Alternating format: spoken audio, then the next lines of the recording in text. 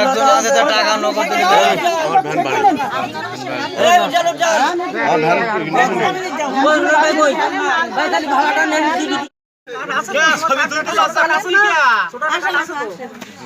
দিন না আবার কবির কথা মনে করতে লাগবে।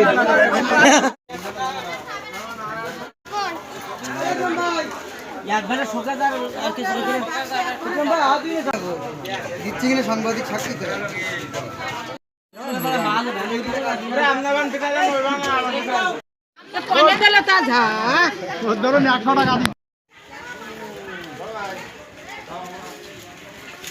কি হবে এত লজ্জা করলে হবে?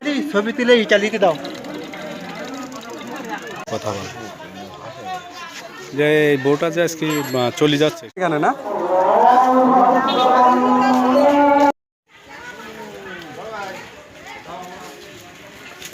কি হবে এত লজ্জা করলে হবে?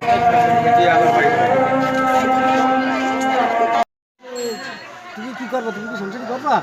যদি কবির সংসার তুমি করো তাহলে ওই ছেলের নামে কেস করতে হবে। তোমার এত বড় সর্বনাশ কেন করবে?